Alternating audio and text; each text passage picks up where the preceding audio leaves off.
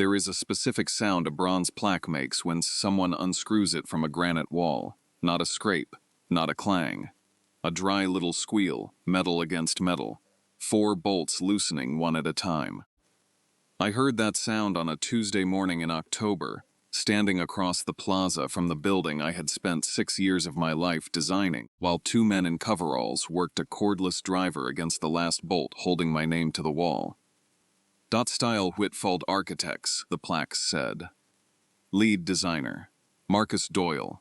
They weren't removing the whole plaque. That would have been cleaner. They were removing one line, mine. I stood there in my good coat, coffee going cold in my hand, and watched a man named Chuck. I knew his name because I'd hired him for the original installation 4 years earlier.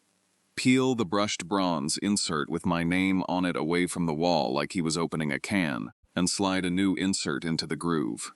I couldn't read the new line from across the plaza. I didn't need to. I already knew whose name was going in. My business partner had waited until I was in Denver for a conference to have my name physically removed from a 42-story tower I had drawn, by hand, on a legal pad in his kitchen 9 years earlier, back when neither of us owned a car worth keeping. I want to tell you my name is Marcus Doyle. I'm 46 years old. And that Tuesday morning in Seattle, watching them unbolt 14 years of my life from a wall, something in me went very, very quiet. Not sad quiet, the other kind. He thought quiet meant weak. That was his first mistake. Everything that happened after that morning happened because Ellis Whitfield spent 14 years mistaking my silence for surrender. And he was about to find out, in a room full of people he cared about impressing, exactly how wrong he'd been. Welcome back to the revenge realm. If this is your first time here, we tell real stories about betrayal and the long, patient work of setting things right. No shouting, no shortcuts, just people who got underestimated and didn't stay that way. If you're new, hit subscribe, and if this story starts landing the way I think it will, drop a comment and tell me where you're watching from tonight. But this doesn't start on that plaza in October. It starts 14 years earlier, in a rented office above a dry cleaner's on 2nd Avenue, on the day 2 broke architecture school. Friends decided to bet everything on each other.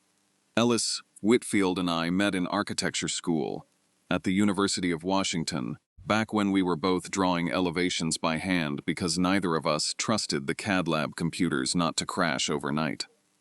He was better at talking to clients than I was. Smoother, warmer, the kind of guy who remembered your kid's name and your dog's birthday. I was better at the thing that actually mattered on paper. Making buildings that solved problems nobody else had noticed yet. I remember the day we signed the paperwork to start the firm because it was raining sideways, the kind of Seattle rain that gets in under your collar no matter what you do, and we sat in a rented office above a dry cleaner's on 2nd Avenue with a notary who kept apologizing for her leaky ceiling. Ellis brought a bottle of cheap champagne he'd been saving since graduation. We drank it out of coffee mugs because neither of us owned champagne glasses yet. He raised his mug and said, "Whatever happens, this is ours. 50-50, forever, no matter which of our names ends up first on the door." I believed him completely. I want that on the record because it matters for what comes later. I didn't spend 14 years suspicious of my business partner. I spent 14 years trusting a man who meant it once and then slowly stopped meaning it, one small correction at a time. We started Doyle Whitfield Architects with $11,000 between us and one client. A boutique hotel chain that wanted something that didn't look like every other boutique hotel in Seattle. Our first pitch meeting almost fell apart before it started, because I froze halfway through explaining the facade concept, some old stage fright from architecture school rearing back up in front of lump people who could actually write us a check. Ellis, without missing a beat, picked up my sentence exactly where I'd dropped it, in my own language, and walked the client through the rest of the idea as though we'd rehearsed it. Afterward, in the parking garage, I asked him how he'd done that. "I just listen to you when you talk," he said. "I always have." I thought about that a lot, years later, once I understood what he'd actually been listening for. For the first 6 years, it worked exactly the way you'd hope two friends' firm would work. I designed, Ellis sold. We split everything down the middle, including, we always said, the credit. Here's a small detail I filed away and didn't think much of for a long time. Ellis never drew. Not once, in 6 years, did I see him put pencil to paper on an actual building. He'd sketch a bubble diagram in a client meeting sometimes. Circles connecting to circles. But the buildings themselves, every line of every one, came out of my hand. That wasn't a complaint back then. It was just how we split the work. He built relationships. I built buildings. The Ashwood Tower came to us in the firm's 5th year, a 42-story mixed-use high-rise that would become the tallest thing either of us had ever touched. I spent 4 months on the massing alone, redrawing the tower's twist a dozen times until the shadow it threw across the park. Next door stopped killing the grass in the afternoon.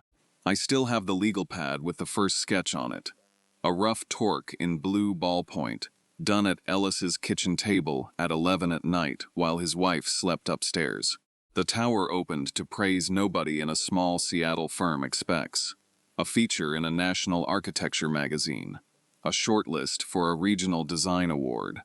And a plaque in the lobby, unveiled at a ribbon cutting with the mayor present, that read, Doyle Whitfield Architects, lead designer, Marcus Doyle.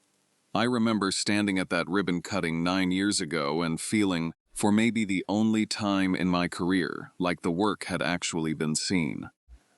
I didn't know yet that Ellis had spent that entire ceremony smiling at the cameras and quietly deciding that the next version of that plaque would say something different. I should tell you something about Ellis, because it matters for everything that comes after. He was never cruel in an obvious way. He never raised his voice. He complimented my work constantly, in meetings, in emails, at dinner parties, always warm, always specific. It's part of why it took me 4 years to understand what he was actually doing while he said all of it. It started with the awards submissions. Small thing, easy to miss. The Regional Design Award, Ashwood was shortlisted for. Ellis handled the paperwork, since he handled most client-facing administrative work. And on the submission form, under Principal Designer, he'd listed himself. I found out 8 months later, not from him, but from a colleague who congratulated me at a conference for something I didn't know I'd won because it turned out I hadn't. Ellis had, when I brought it up, carefully, over coffee, not accusatory, because 4 years in you still give people the benefit of a decade of friendship. He laughed it off. Paperwork mistake, he said. The submission software auto-filled the primary contact as lead designer. He'd get it corrected for next time. He never got it corrected for next time, because there was no next time. There was only the next award, and the one after that, each one quietly filed under his name, each explanation a little smoother than the last. Then came the press. A local business journal ran a profile on the firm 2 years after Ashwood opened. Whitfield's vision reshapes Seattle's skyline. 600 words, my name appearing exactly once, in a photo caption. Ellis told me the journalist had reached out to him first, and he hadn't wanted to seem like he was managing the narrative by redirecting credit mid-interview. Reasonable, on its face. Everything Ellis did was reasonable, on its face. I want to be honest about something here, because this isn't a story about a man who noticed betrayal instantly and started plotting revenge. I noticed something was wrong for 2 full years before I let myself believe it. That's its own kind of wound. Not just what someone takes from you, but how long you spend making excuses for them so you don't have to face what they are. There was a partners' dinner, maybe 3 years, before the plaque came down. At a restaurant downtown with a view of the water, white tablecloths, the kind of place Ellis had started favoring for firm events, once the firm started doing well enough to afford them. Priya, my wife, was seated across from Renata, and the two of them had wandered into a conversation about how exhausting it was, watching your husband become a public figure. Renata had a little too much wine that night, her second glass tipping into a third faster than usual, and somewhere around dessert she leaned toward me, close enough that I could smell the wine on her breath, and said it plainly, without any edge, like she assumed I already knew. You do know he tells people he designed it himself now, right? Not the firm. Him. I set my fork down. What do you mean? At the Merchants Club dinner last month, somebody asked him about the tower and he just talked about it like it was his. The whole thing. I stood right there. She laughed a little, not unkindly, more like she found it strange rather than damning. I figured you two had some arrangement about that. The PR stuff. I figured you didn't care. I didn't know, I said. Something shifted in her face then, not guilt exactly. More like the particular discomfort of realizing you've said something true that somebody else wasn't ready to hear. She looked at me for a second too long, glanced across the table to where Ellis was mid-story with someone else entirely, laughing, his hand resting easy on the back of his chair, and then she reached for her water glass instead of her wine, and changed the subject to something about their daughter's soccer schedule. I let her.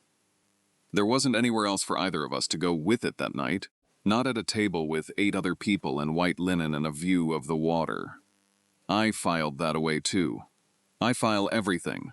The partnership agreement we'd signed 14 years earlier, back when $11,000 felt like a fortune, had a clause neither of us had thought much about at the time. A professional non-performance provision. Standard boilerplate our first-year lawyer had copied from a template, allowing either partner to force a buyout of the other's equity stake if that partner failed to meet defined billable design output for 18 consecutive months.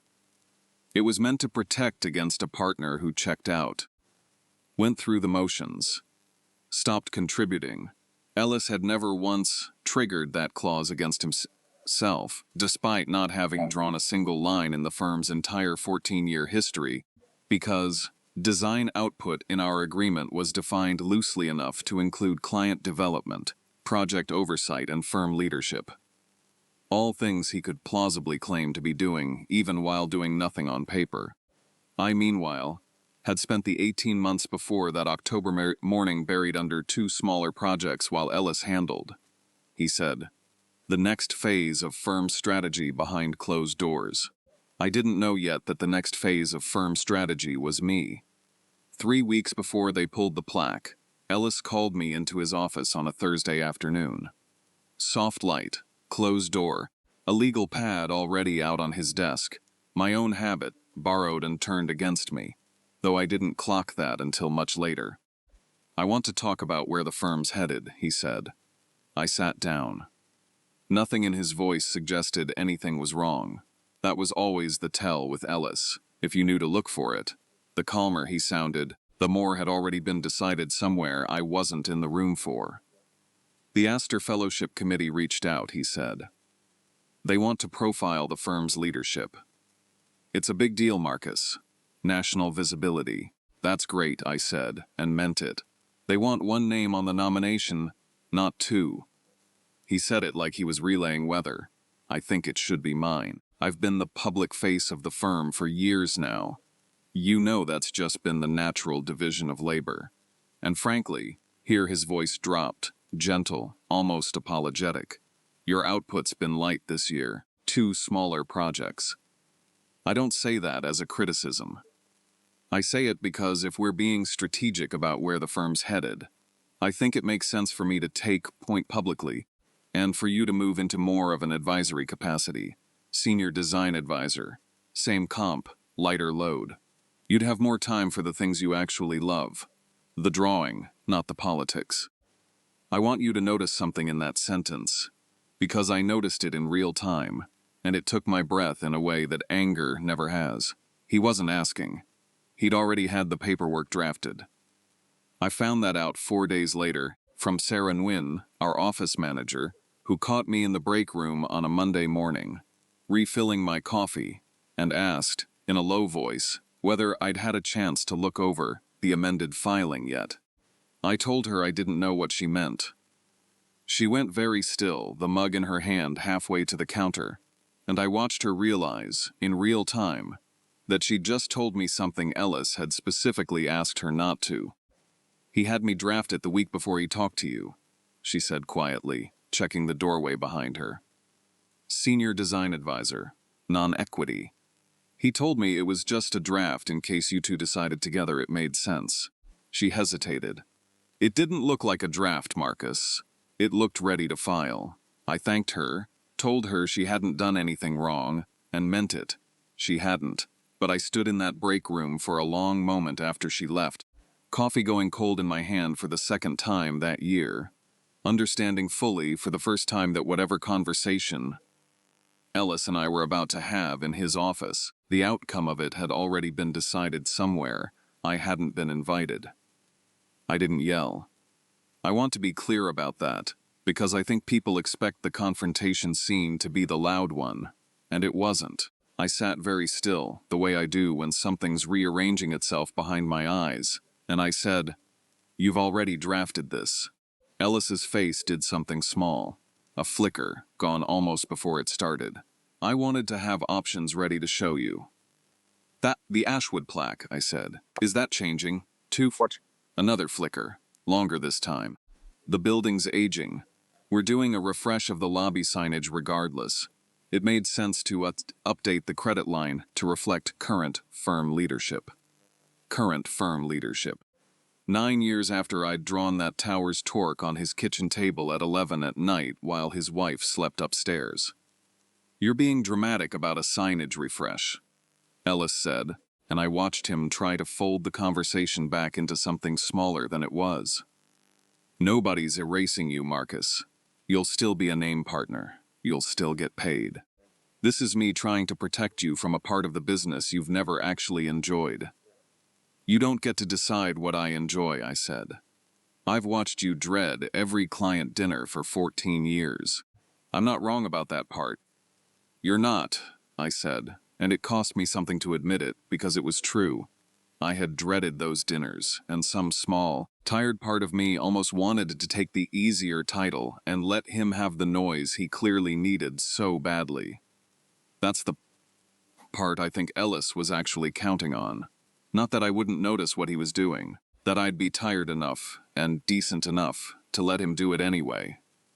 "So let me handle what I'm good at," he said, softer now, leaning forward like we were back at his kitchen table 9 years earlier. "And you handle what you're good at. It's not so different from how we've always worked." "It's exactly different," I said. "Because for 14 years, what I was good at had my name on it too. You're not asking me to keep doing my job. You're asking me to keep doing my job and let you tell the world it's yours." He didn't have an answer for that one. Not right away. "I need some time to think," I said finally, and left before I said something I couldn't take back, because I had already, somewhere in the last 2 years, started building the thing I would need instead of an argument. I just hadn't finished it yet. Here's what Ellis thought he knew about me by that Thursday afternoon in his office. Quiet partner, heads-down designer, not much of a fighter, uncomfortable with confrontation, easy to move to the side with a soft landing and a flattering job title. He wasn't wrong about any of that on the surface. He was wrong about what I'd been doing with those qualities for 2 years. I am, by nature, a person who keeps records. Every drawing I have ever made for that firm, every early sketch, every red line, every dated file, exists somewhere with a timestamp on it, because that's simply how I work. I don't throw things away. I have sketchbooks going back to architecture school.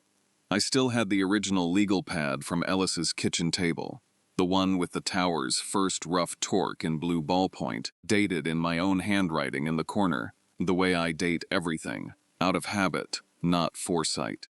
2 years earlier, after Renata's comment at that dinner, I'd started doing something I hadn't told anyone about.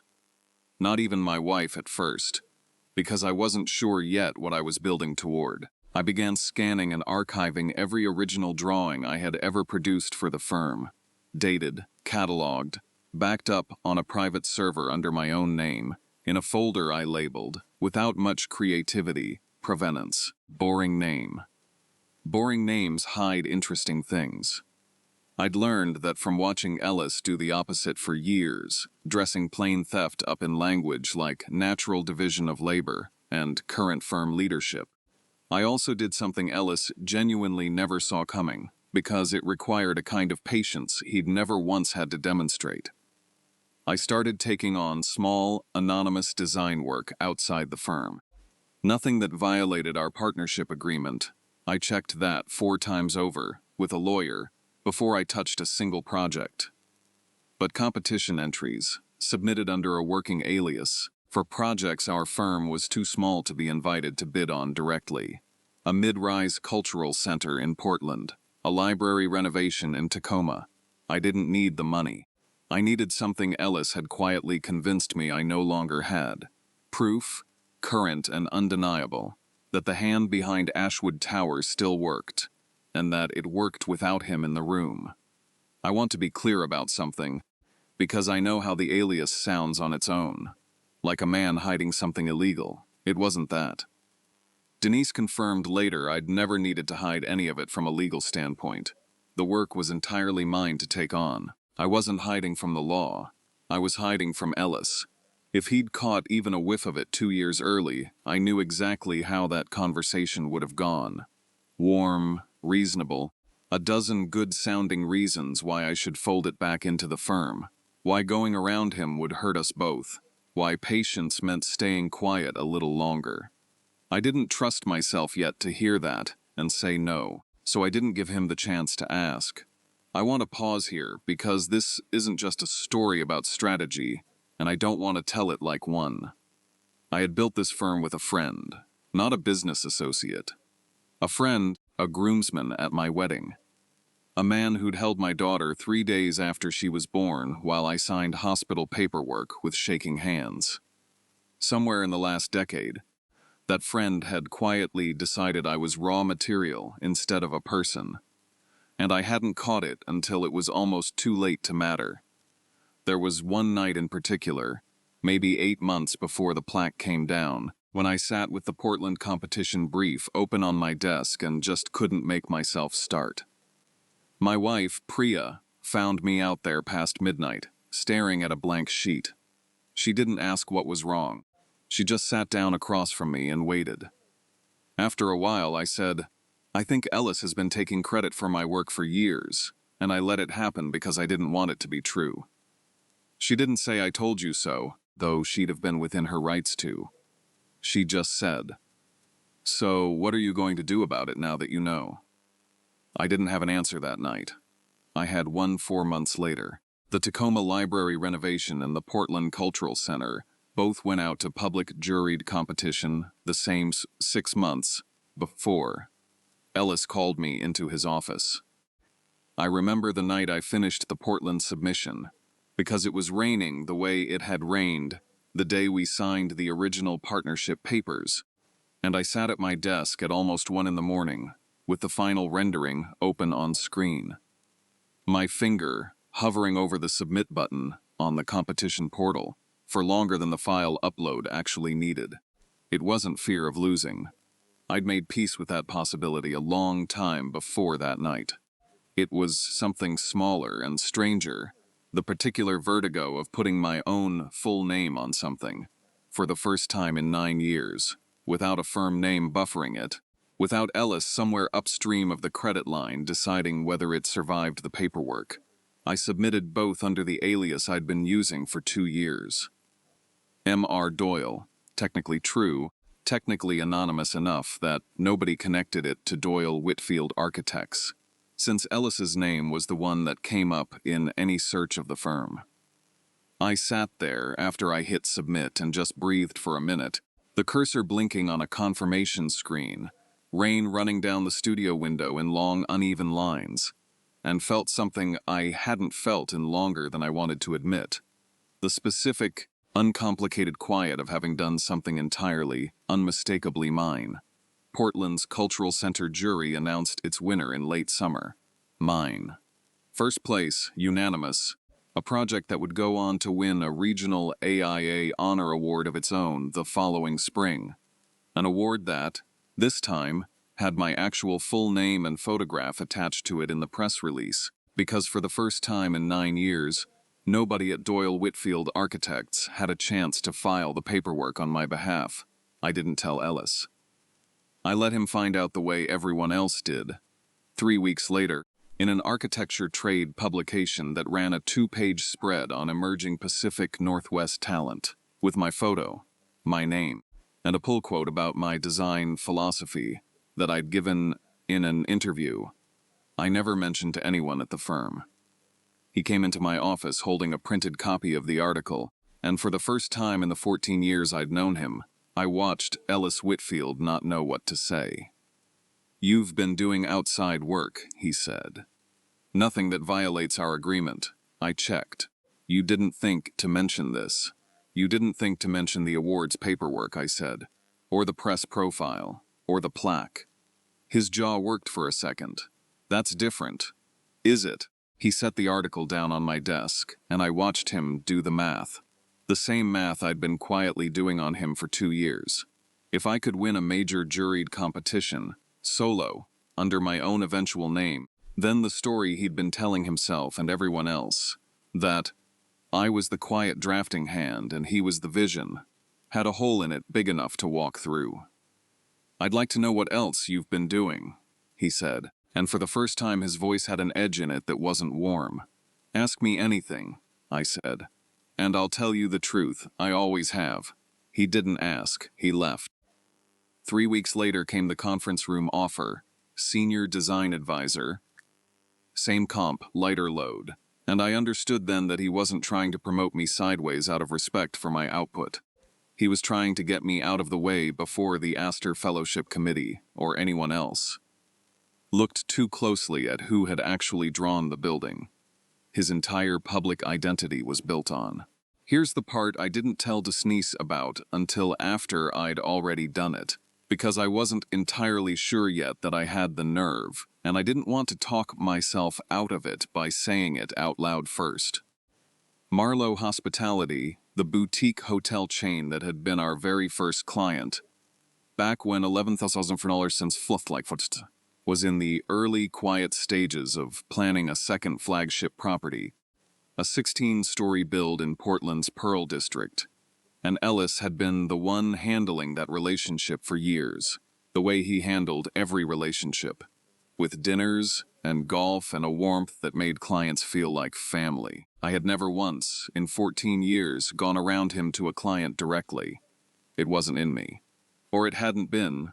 2 weeks after the trade magazine piece ran, I called Marlowe's founder, a woman named Corinne Ashby, who'd been in the room for our very first pitch meeting, and had watched me freeze that day, and Ellis catch the sentence for me. I didn't tell her anything about the firm, about Ellis, about any of it.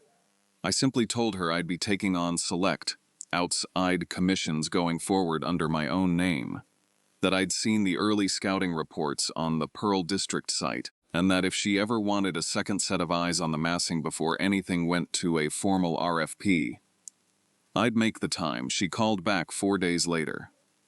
"I read the Portland piece," she said. "I wondered when you were finally going to do this yourself." By the following month, I had a signed letter of intent in my own name, not the firm's, for conceptual design work on Marlowe's second flagship, a project easily worth more to whoever held it than anything on Doyle Whitfield's books that year. I didn't tell Ellis. I didn't need to yet. I just needed to know that when the ground finally opened up under him, there would already be something solid standing where I was going to land, built quietly on my own terms, while he was still busy deciding how much of my future he got to sign away in a conference room. For the first time since this whole thing started, I wasn't just documenting what he'd taken. I was actively building what came after him, one relationship at a time, in rooms he didn't know I was in. If you're wondering whether that felt like revenge or like something else entirely, honestly, it felt like both, and I've stopped trying to separate the two. If you've made it this far, do me a favor and hit that subscribe button. We've got a lot more of these coming, and I don't want you missing the next one. All right, let's get back to it. 2 nights after the conference room conversation, I couldn't sleep, so I did what I always do when I can't sleep. I went out to the garage studio and started organizing something, because my hands need a task even when my mind's the problem. I pulled up the King County permits portal on my laptop, more out of habit than any real plan, just to look at the original Ashwood, filing the way you'd reread an old letter. I'd looked at those permit documents 100 times over the years. I'd never once looked at them for what they didn't say: the stamped drawing set, the actual structural and architectural drawings submitted to the city for approval, the ones that legally cannot go forward without a licensed architect's seal, carried my license number in the block at the bottom right corner of every sheet. My number, not a firm number, not Ellis's. I sat there at 11 at night with my daughter's old baby monitor still plugged into the wall outlet beside the desk. Out of some habit I'd never bothered to break, and scrolled through the State Architects Board's public license lookup, typing Ellis's full name into the search field, the way you'd check a fact you were sure you already knew the answer to. No results found. I checked twice, thinking I'd fat-fingered something. Then I checked the general contractor's license database instead, and there he was. Licensed, current, respectable, exactly what he'd always actually been. I sat in that garage for a long time after that, the baby monitor hissing faint static beside me, doing math I didn't want to be doing. 9 years of interviews, awards paperwork, a fellowship nomination, all of it built on the word architect, applied by a man who had never once been legally permitted to use it. I didn't feel triumphant finding that.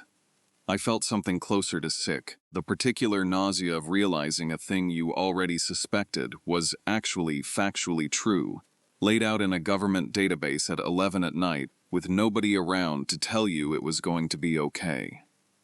I closed the laptop, sat in the dark for a while, and then called Denise Okafor first thing the next morning. I hired an attorney the week after the conference room conversation.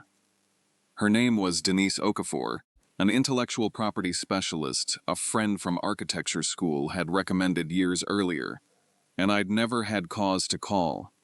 A small, sharp woman who read through my provenance folder for 2 hours without saying a word. Then looked up and said, "You've been building this case for 2 years without knowing it was a case." "I didn't want it to be," I said. "Most people don't," she said. "That's usually why it takes them so long." Here is what the folder actually contained, laid out the way Denise walked me through it that afternoon, because I think it matters for you to understand exactly what proof looks like when you've spent a career being careful. Every original conceptual sketch for Ashwood Tower, 41 of them, dated and time-stamped, including the first rough torque from Ellis's kitchen table 9 years earlier. City permit records, which under Washington state law require the actual licensed architect of record to be named on the stamped drawings submitted for approval. And every stamped drawing for Ashwood Tower bore my license number. Not Ellis's, because Ellis had never held an architectural license at all. He was a business partner and a licensed general contractor. He had never, not once in 14 years, been legally permitted to call himself the architect of anything. I want to sit with that for a second, because it's the piece that changed the shape of everything that came after. Ellis Whitfield could take credit in interviews. He could get his name on awards paperwork. He could have my name pried off a lobby wall on a Tuesday morning while I was in Denver. But he could not, under Washington state licensing law, legally represent himself to the public as the architect of record for a project he had never been licensed to stamp.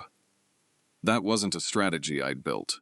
That was a fact that had been sitting in a public permit file the entire time, waiting for someone to point at it. "This isn't really a contract case," Denise said. It's an ethics and licensing case, and it's a strong one. The AIA takes false claims of authorship extremely seriously, especially from a non-licensed party representing himself as licensed. And frankly, she tapped the printed permit records. There's a professional misrepresentation angle here, too. He's been telling the public, in print, that he's an architect. He isn't one. What happens if we file? With the state licensing board, at minimum, a formal inquiry.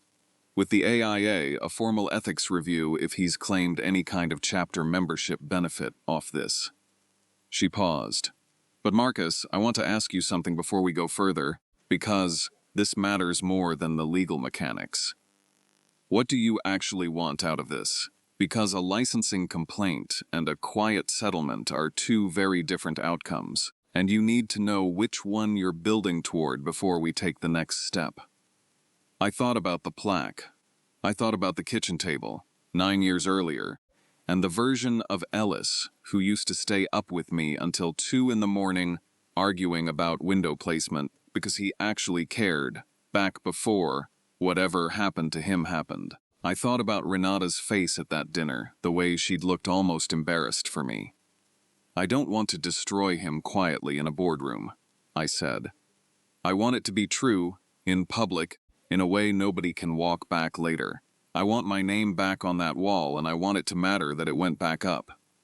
Denise nodded slowly. Then we're not filing a quiet complaint, she said.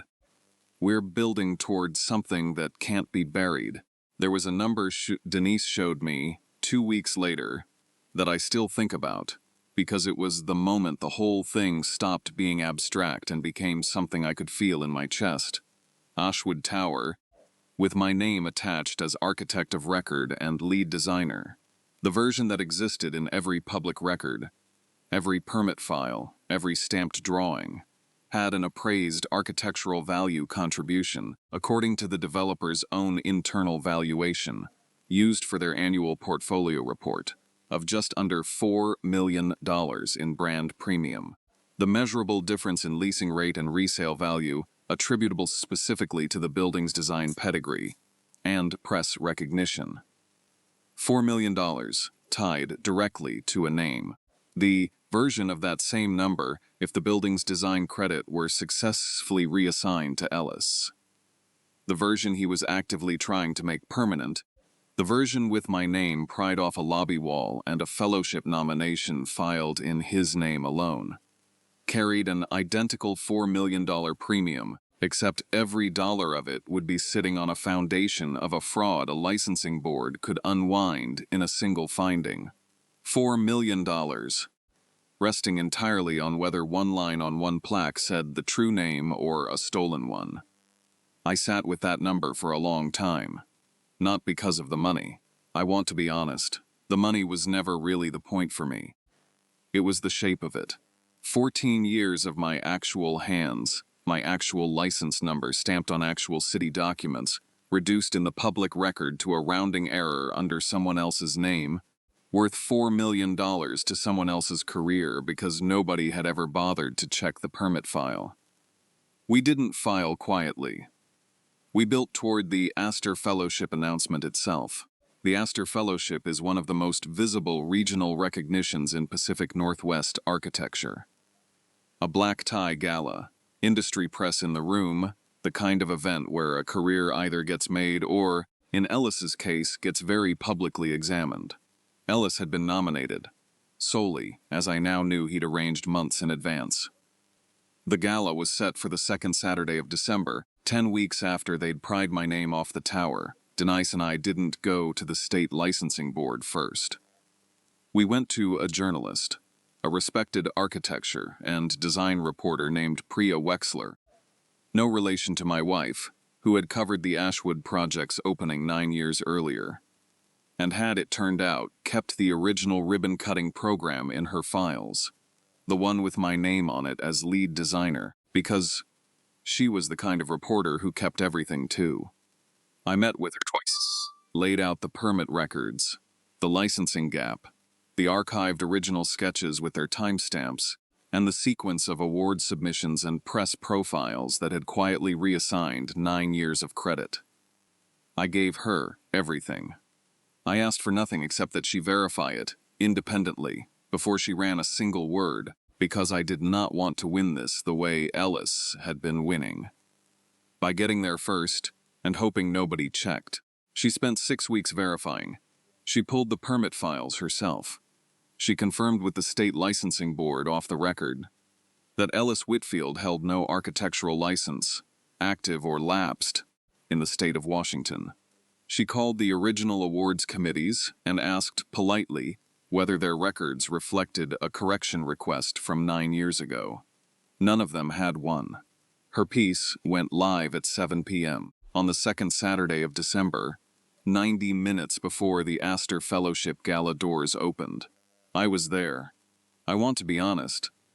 I hadn't planned to be, but Denise thought it mattered that I be present, not to make a scene, but simply to exist in the room as the truth landed. The way a fact is different in a room than it is on a page. I stood near the back, the way I always have at these things, near the bar, nursing a club soda, the ice slowly going to water while a string quartet worked through something classical and forgettable in the corner. The ballroom smelled like candle wax and warm catering trays, that particular banquet hall. Smell every gala I've ever attended somehow shares. And for a few minutes it was just an ordinary industry night. Handshakes, name tags, somebody's assistant refilling the centerpiece flowers. Then, almost in unison, 200 people in evening wear reached for their phones. At the exact same moment, the way a flock of birds turns midair without any visible signal passing between them. I watched it ripple across the room table by table, the particular hush that spreads when a room full of professionals all realize something at once and none of them are quite sure yet whether they're allowed to react out loud. Louisa Prentice found me at the bar before she went up to the small stage, which surprised me. I hadn't expected her to seek me out at all that night. She was maybe 60, silver-haired, the kind of committee chair who'd clearly seen every version of ambition a room like this could produce. "I read the piece an hour ago," she said, low enough that only I could hear it over the quartet. "I'm sorry it took 9 years and a magazine story for anyone on our side to check a permit file. That's on us too, not just him." Then she straightened her jacket and walked toward the stage, and I watched her do, calmly and without any apparent relish, the hardest thing anyone in that room would do all night. Ellis was at the head table when it happened, mid-conversation with the Astor Committee chair, and I watched his face do something I will remember for a long time. Not the flicker from the conference room, something bigger, a kind of slow-motion collapse behind otherwise composed features. As 3, then 5, then a dozen people around him lowered their phones and looked, not at their screens anymore, but at him. I didn't walk over right away. I let the room do what rooms do. The committee chair, a woman named Louisa Prentice, who had known Ellis for a decade, stood up from the head table, said something quiet to him I couldn't hear, and walked toward the small stage where the evening's program had been printed with his name at the top under 2024 fellowship recipient. She didn't announce anything dramatic. She simply said the fellowship committee would be postponing tonight's presentation pending a review, thanked everyone for coming, and asked that the bar remain open while the room absorbed that. It was the kind of understated, devastating sentence that only happens in rooms full of professionals who all understand exactly what pending review means without anyone having to explain it. Ellis found me at the bar 20 minutes later. He'd loosened his tie. His face had gone gray in a way I'd never seen on him, not even at his own father's funeral 6 years earlier, which I'd attended because we were friends then, or I thought we were. "You did this," he said, not a question.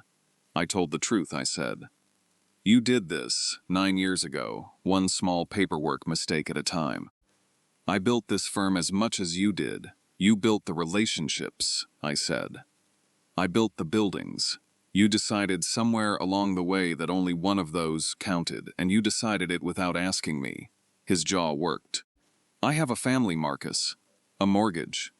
This is my career you just torched in front of 200 people. You had a friend, I said, and my voice cracked slightly on that word, because for all of it, some part of me still hadn't wanted this to be true.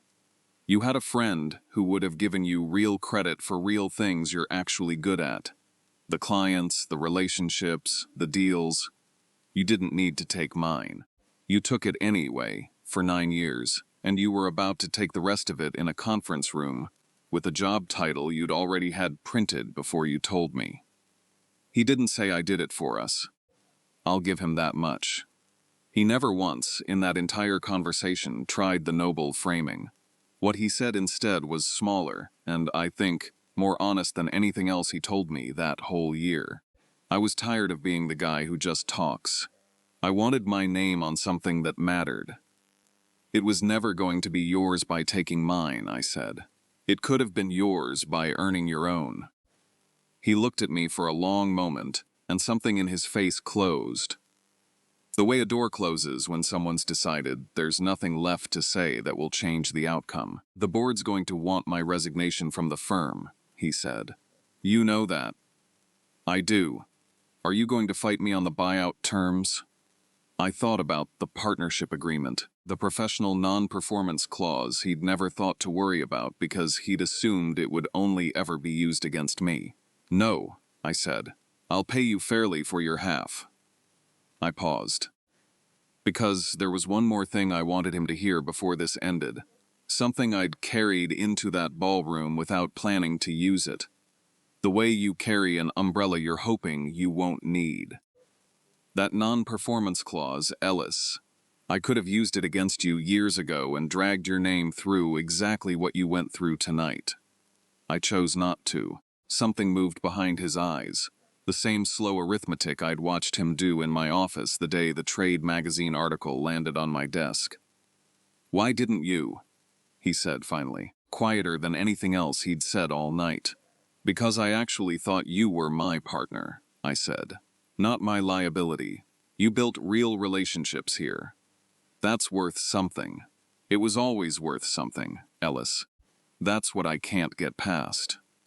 You already had something real. And you decided it wasn't enough unless you took mine, too. He left the gala without saying anything else.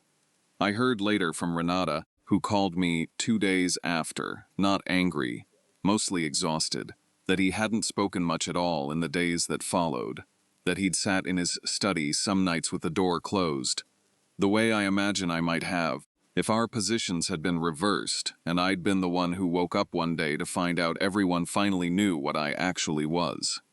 I felt something when she told me that. Not triumph. I want to be honest about that too, because I think people expect the ending of a story like this to feel clean, and it mostly didn't. It felt like standing in a room after a very long, very loud noise finally stops, and understanding all at once how much of your life you'd spent bracing against a sound you'd stopped consciously hearing years ago. Renata called me again in January. This time from a different number, her sister's, she said, because she'd moved out of the house the week before. She didn't ask me for anything. She just wanted to say, in her words, that she'd spent that whole gala night replaying the Merchants Club dinner comment she'd made to me years earlier, wondering if she'd known, more than she'd let herself admit at the time. I filed for separation Tuesday, she said. I wanted you to hear it from me instead of the grapevine. I told her I was sorry it had come to that, and I meant it. Whatever else Ellis had done, I'd never once wished this on her. She was quiet for a moment, then said something I've thought about since. He used to be someone who earned things, Marcus. I don't know when he decided that was too slow. Neither did I, honestly. That's the part neither of us ever got a clean answer to. The formal proceedings took another 4 months. The Washington State Board of Architects opened a misrepresentation inquiry the week after the gala, based on Priya Wexler's published findings, and the permit records Denise had already assembled. Ellis was never criminally charged. He'd been careful enough, even at his most dishonest, to never actually stamp a document he wasn't licensed to stamp. He'd only ever claimed the title in interviews and paperwork. It was the one line he'd never crossed in 14 years running the firm. And it wasn't nearly enough to save him. But the AIA Ethics Review was less forgiving of nuance. His chapter membership, which he'd used repeatedly in public materials to imply professional design credentials he didn't hold, was suspended pending a full review that, as of the taping of this story, is still ongoing. And the firm's own partnership dissolution, finalized in February, restructured Doyle Whitfield Architects into simply Doyle Architects, a name I didn't choose out of spite.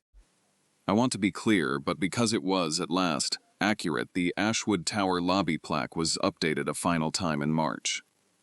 This time I was there for the installation, not watching from across a plaza with cold coffee in my hand. I stood close enough to hear the bolts going in, 4 of them, one at a time, and read the new line myself before Chuck had even finished tightening the last screw. Doyle Architects, lead designer and architect of record, Marcus Doyle.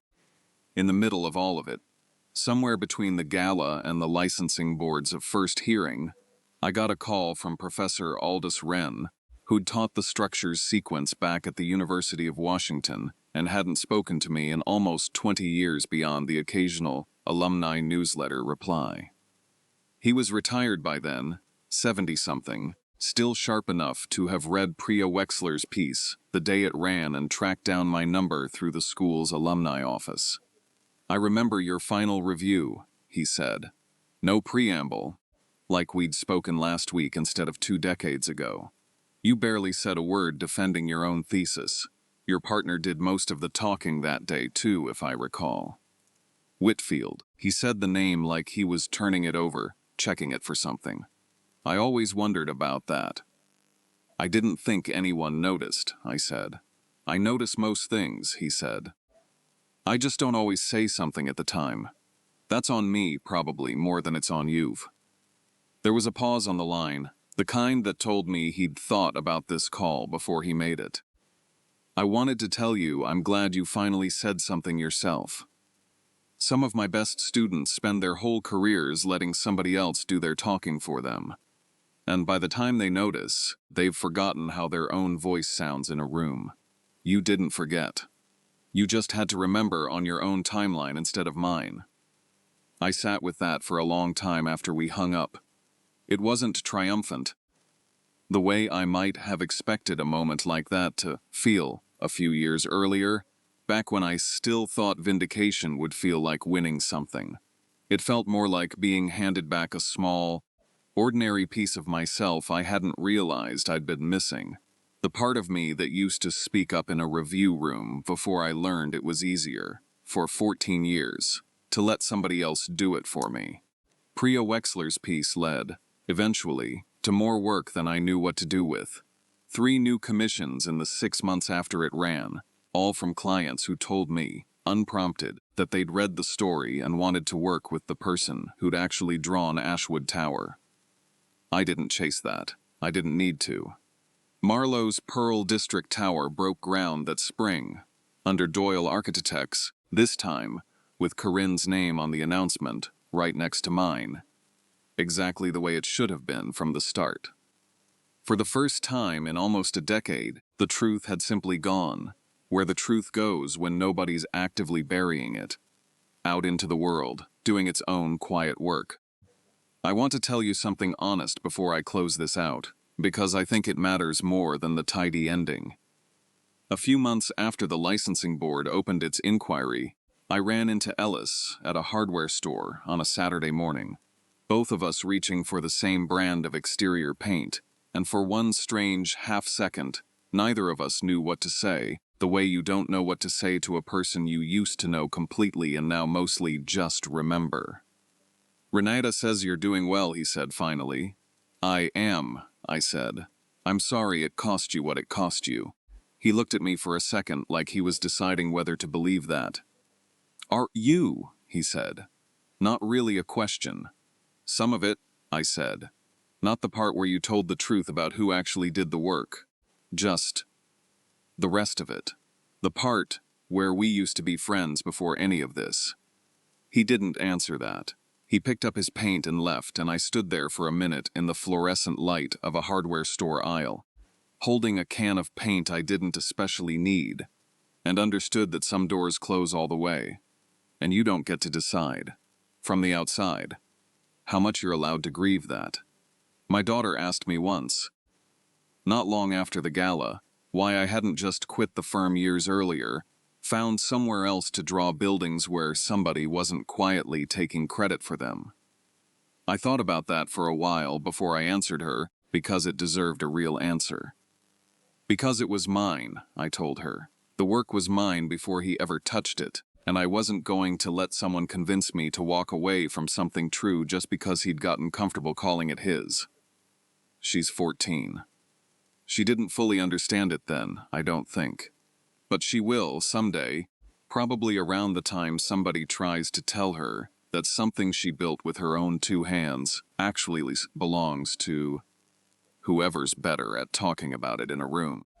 A few weeks ago, she asked if she could come with me to the Ashwood lobby, just to see it, since she'd only ever known the building from photographs and the story itself. We stood there together on a weekday afternoon, foot traffic moving around us the way it does in any busy lobby, nobody stopping to notice, 2 people looking up at a bronze plaque neither of them had unbolted. She read the line out loud, slower than she needed to, like she wanted to hear the whole shape of it. Doyle Architects. Lead designer and architect of record. Marcus Doyle. Then she looked at me and said, "That's just true, though. Why did it take so long for it to just say the true thing?" I didn't have a clean answer for her. I still don't, entirely. Some things that are true simply take longer than they should to be allowed to say so out loud, and the only real job any of us has is to keep saying them anyway, until the wall finally agrees. That's the thing I keep coming back to, standing in my new studio some evenings with the lamp on and a sketchbook open in front of me, 42 floors of a tower. I once drew on a legal pad still standing downtown with my actual name bolted to the wall in the lobby. Quiet work is still work. Being underestimated for it doesn't make it any less yours. It just means, eventually, you have to be the one who says so. Clearly, patiently, and in a room loud enough that nobody gets to unbolt it again. If this story meant something to you, I'd genuinely appreciate it if you hit subscribe and shared it with someone who's ever had their work quietly taken out from under them. And before you go, tell us in the comments, have you ever had to fight to get your own name back on something you built? We read every single one. I'll see you in the next story.